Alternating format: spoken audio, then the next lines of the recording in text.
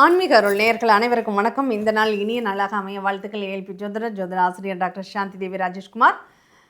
காசிக்கு நிகரான ஒரு ஸ்தலங்கள், அதாவது நம்ம காசிக்கு போக வேண்டியது இல்லைங்க. காசிக்கு பதிலாக இங்கே இந்த கோயில்களில் வழிபட்டாலே போதும். காசியில் செய்த புண்ணியம் பாவத்தை போக்கக்கூடிய வல்லமை இங்கே உள்ள ஆலயத்திற்கே உண்டு அப்படின்னு எடுத்துக்காட்டாக இருக்கக்கூடிய இடங்கள் ஆறுங்க.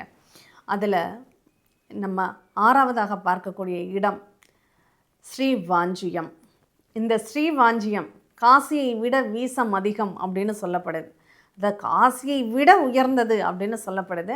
இங்கே குப்த கங்கை அண்ட் யமதீர்த்தம் அப்படின்னு சொல்லக்கூடிய 2 தீர்த்தங்கள் இருக்குது. இந்த குப்த கங்கை இதை பற்றி சொல்லி ஆகணும். இந்த குப்த கங்கை என்ன அப்படின்னா, இந்த கங்காதேவி எல்லாரும் காசிக்கு பாவத்தை தொலைக்கிறதுக்காக போகிறாங்க. அந்த கங்கைக்கே அந்த பாவம் பிடிச்சிருச்சு. எத்தனை பேருடைய பாரத்தை தான் தாங்கிறது? எல்லாரும் பாவத்தை இங்கே கழுவுனா அந்த கங்கையின் பாவத்தை யாருக்கிட்ட போய் கழுவுறது அப்படின்னு சொல்லி யோசிச்சுருக்காங்க. அப்போ இந்த கோவிலில் அந்த கங்காதேவி தன்னுடைய 999 கலைகளுடன் 1000 கலைகள் கங்காவுக்கு, 1000 கலைகள்னா 1000 பேர் தோழிகள்னு கூட நம்ம எடுத்துக்கலாமே. அதில் ஒரே ஒருத்தங்களை மட்டும் அங்கே விட்டுட்டு, ஏன்னா அங்கே எல்லாரையும் விட்டுட்டு வர முடியாதே, அதனால் ஒருத்தங்களை மட்டும் அங்கே விட்டுட்டு தன்னுடைய 999 கலைகளுடன் நீராடி அந்த பாவத்தை போர்க்கி கொண்ட இடமாக இந்த இடம் இருக்குது அப்படின்னு சொல்லலாம். இங்கே யமதர்மன் என்ன பண்ணுறாரு, ஒரு தடவை ஈசன் திருவாரூரில் தியாகராஜன்கிட்ட போய், எல்லாரும் என்னையை வெறுக்கிறாங்க, எல்லாரும் என்னையை கெட்டவன்னு சொல்கிறாங்க, எனக்கு அதனால் ரொம்ப அதீத மன உளைச்சலுக்கு ஆளாயிட்டேன், இதுக்கு ஏதாவது ஒரு மன அமைதி கிடைக்க ஒரு வழி சொல்லுங்கன்னு கேட்குறாரு. பாருங்கள், யமனே கவலைப்படுறார். அப்படி கவலைப்படும் போது அந்த ஈசன் என்ன சொல்கிறாரு, நீ ஸ்ரீவாஞ்சியம் போ அப்படின்னு சொல்கிறார். இந்த ஸ்ரீவாஞ்சியம் வாஞ்சிநாதர்கிட்ட என்ன சொல்கிறாரு, யமன் கேட்குறார். அப்போது கேட்கும்போது, சரி இங்கே உன்னுடைய வல்லமைங்கிறது பழிக்காது, நீங்கள் சேத்திர பாலகனாக இரு, முதல்ல வரும் பக்தர்கள் உன்னை கும்பிட்டுட்டு தான் என்கிட்ட வருவாங்க, இங்கே கும்பிட்றவங்களுக்கு அந்த யமபயம் அப்படிங்கிறது இருக்கக்கூடாது, அதை நீ தான் பார்த்துக்கணும், அது உன்னுடைய பொறுப்பு அப்படின்னு சொல்லிடுற.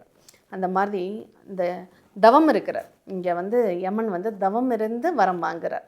அதனால் இந்த இடத்தில் இந்த யமனுக்கு இங்கே முதல்ல கோயிலுக்குள்ளே நுழைஞ்சதுமே கோயிலினுடைய வலது பக்கத்தில் அந்த யமனுக்குன்னு சன்னதி உண்டு. அங்கே சித்திரகுப்தரும் அங்கேயே இருக்கிறாரு. அந்த யமனுக்கு அர்ச்சனை செய்து வழிபட்ட பிறகு தான் ஈசனையே தரிசனம் பண்ண முடியும் அப்படிங்கிற ஒரு நிலையாக இங்கே யமதர்மன் இருக்கார் அப்படின்னு சொல்லலாம்.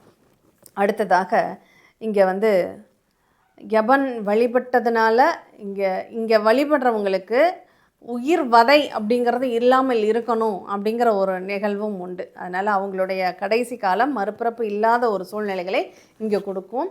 அதனால் நல்ல புண்ணியம் செய்த ஆத்மாக்கள் மட்டுமே இங்கே தரிசனம் பண்ணுற மாதிரி நீ பார்த்துக்கோ, அந்த பொறுப்பு ஒன்றை கொடுத்துட்றேன்னு சொல்லி ஈசன் கொடுத்துட்டார். அதனால் அவ்வளோ சீக்கிரம் ஸ்ரீவாஞ்சியம் போக முடியாது. அப்படி ஸ்ரீவாஞ்சியம் போயிட்டு வந்தவங்களுக்கு அது கண்டிப்பாக அந்த ஈசனுடைய அருளால் அவங்களுக்கு யமவதை அப்படிங்கிறது குறையும் அப்படிங்கிறதும் இங்கே நம்ம தெரிஞ்சுக்க முடியுது. சரி, இங்கே நிறைய பேர் இங்கே வழிபட்டிருக்காங்க. நிறைய முனிவர்கள் இங்கே வழிபட்டிருக்காங்க. கங்காதேவியே இங்கே வழிபட்டிருக்கிறதுனால அதனுடைய நிகழ்வுங்கிறது நமக்கு ரொம்பவுமே அற்புதமாக இங்கே இருக்குது. எப்படி காசியில் யமனுக்கும் பைரவருக்கும் அதிகாரம் இல்லையோ, அதே மாதிரி தான் இங்கேயும் யமனுக்கும் பைரவருக்கும் அதிகாரம் இல்லை. அதனாலேயே இது காசியை விட 100 மடங்கு மேலாக சிறப்பு பெற்ற ஒரு ஸ்தலமாக இங்கே கருதப்படுது அப்படின்னு சொல்லலாம். இங்கே எல்லா கோயில்லையும் இந்த கிரகணம் பிடித்தால் அந்த கிரகணம் தப்போ எல்லா கோயிலும் நட சாத்திடுவாங்க இல்லையா. ஆனால் இந்த ஆலயத்தில் மட்டும் இந்த கிரகணம் பிடித்தால் நட சாத்தவே மாட்டாங்க.